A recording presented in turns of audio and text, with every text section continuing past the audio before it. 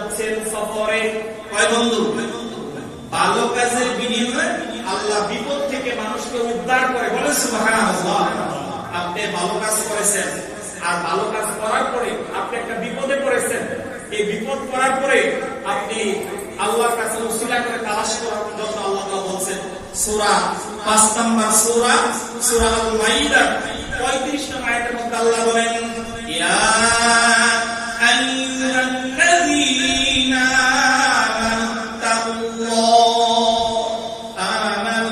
আমানুত্তাকুল্লাহ ওয়াবতাগু ইলাইহি ওসিলা ওয়াজাহিদু ফি সাবিলিহি লাআল্লাকুম তুফলিহুন। সুবহানাল্লাহ।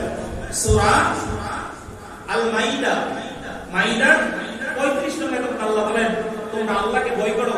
ইয়া আইয়ুহাল্লাযীনা আমানুত্তাকুল্লাহ, হে ঈমানদাররা যারা ঈমান আনছো, তোমরা কাকে ভয় করো? আল্লাহকে ভয় করার জন্য বলছেন। ওয়াবতাগু ইলাইহি ওসিলা, তোমরা নেক কাজের ওসিলা দিয়ে আল্লাহর নৈকট্য পাওয়ার জন্য ওসিলা করো। বলো সুবহানাল্লাহ। ওয়াজাহিদু ফি সাবিলিল্লাহ, এই সংগ্রাম করো, সাধনা করো। সংগ্রাম করতে করতে ওয়াজাহিদু ফি সাবিলিল্লাহ, আল্লাহর রাস্তায় সংগ্রাম করো, জিহাদ করো, সাধনা করো, নামাজ পড়ো, রোজা করো, হজ করো। ওয়াজাহিদু ফি সাবিলিল্লাহ লাআল্লাকুম তুফলিহুন, তাহলে তুমি সফল হবা। বলো সুবহানাল্লাহ।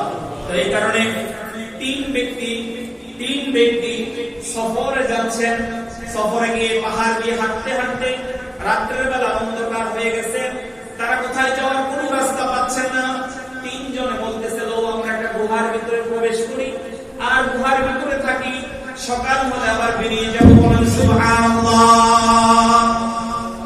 তিনজন ব্যক্তি কি করলেন? গুহার ভিতরে ঢুকলেন। আর গুহার ভিতরে ঢোকার পর অটোমেটিক আল্লাহর কুদরতে গুহার মুখটা বন্ধ হয়ে গেছে পাথর দিয়ে। কি দিয়া? পাথর পড়ে গুহার মুখ বন্ধ হয়ে গেছে। এই রাস্তাটা ছাড়া বের হওয়ার কোনো রাস্তা নাই। তিনজনে মানে মৃত্যুর জন্য প্রস্তুত, যে আরে এই গুহার পাথর ধাক্কাইলেও সরে না, আমরা কিভাবে বাঁচবো? আমাদের তো বাঁচার মতো কোনো সুযোগ নাই।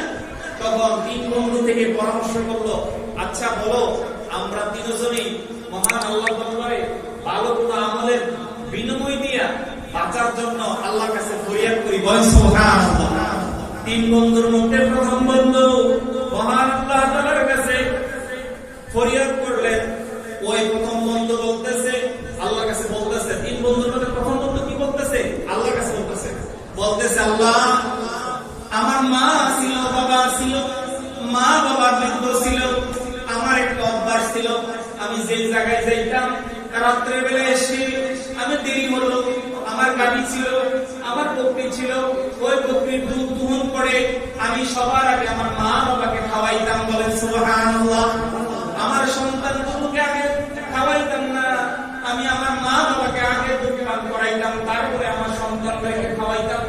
একদিন আমার সফর থেকে আসতে দেরি হয়ে গেছে, এসে দেখি আমার মা আমার বাবা ঘুমায় আসছে।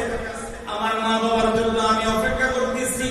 অপেক্ষা করতে করতে আমার সন্তানগুলো পাগল হয়ে গেছে, বাবা দুধ দাও, দুধ দাও। কিন্তু আমি আমার মা বাবার কাছে দুধ খাওয়ানোর জন্য সন্তানদেরকে দুধ দেই না। মা বাবার শিওরের পাশে বসে আছি, মা বাবা ঘুমাইতেছে, আমি মা বাবাকে ডাকি না, কারণ মা বাবার ঘুম ভেঙে যাবে। সুবহানাল্লাহ। মা বাবাকে কত ভালোবাসতেন ওই সন্তান।